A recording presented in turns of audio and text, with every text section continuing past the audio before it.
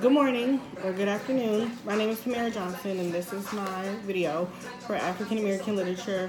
In this video, I'll be discussing my second prompt, which is identify at least 3 authors whose works might inform an effective social, political, and or cultural blueprint for contemporary or modern African Americans.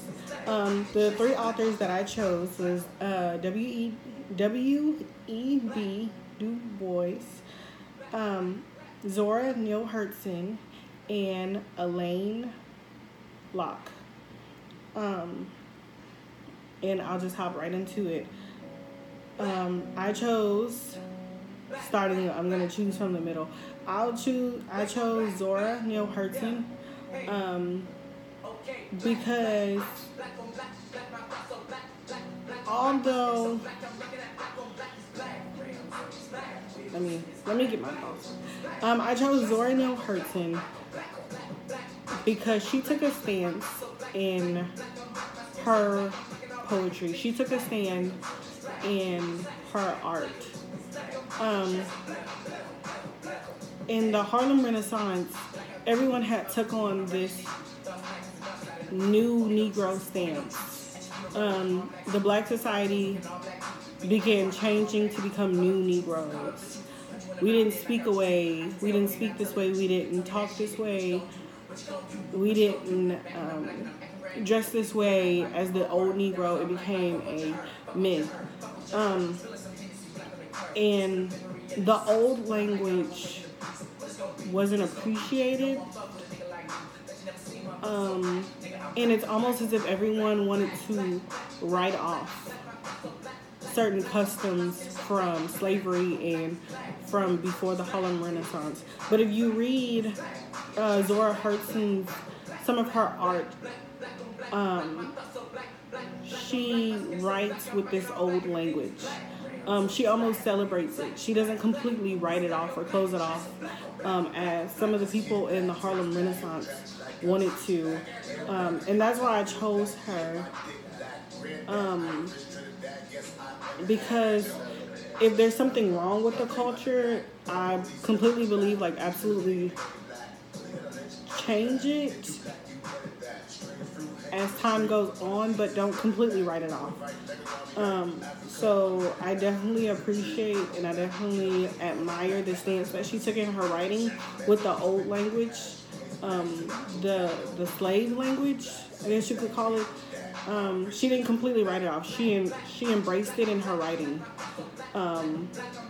even though others didn't agree with what she was doing. I chose W.E.B. Du Bois because, of course, he's one of the pioneer authors of Black literature, of the essence of Black literature, at a time right after Reconstruction, right after slavery, where people weren't really worried about art. People weren't really worried about literal arts. W.E.B. Du Bois, he embraced it. And he constantly stated that Black people needed literal arts. Black people needed literature, and they needed language, and they needed to understand it and embrace it. Which I totally agree with. Because yes, working and getting your wealth together from manual labor, that's great. But that doesn't stimulate you mentally as much as literal arts. You can do manual labor, but if you don't understand what you're doing and why you're doing it and the significance behind it, it's pretty much pointless. So I love him because he took a stance before really anybody concerning literal arts, especially against Booker T. Washington. And my final author that I chose was Alain Locke. And I chose Alain Locke because, again, in the Harlem Renaissance, in the era of the Harlem Renaissance, he basically coined the term the new Negro. especially with his art.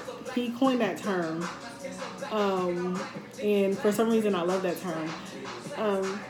But that term basically meant a shift in the culture. It meant that we were going to start doing things differently, not only differently but better. He recognized, I think before anybody, he recognized the shift in the black community.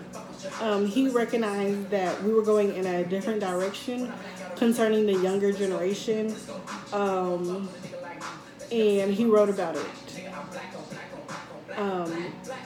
So he recognized it before anybody else, and it's almost as if like he knew what was going to happen.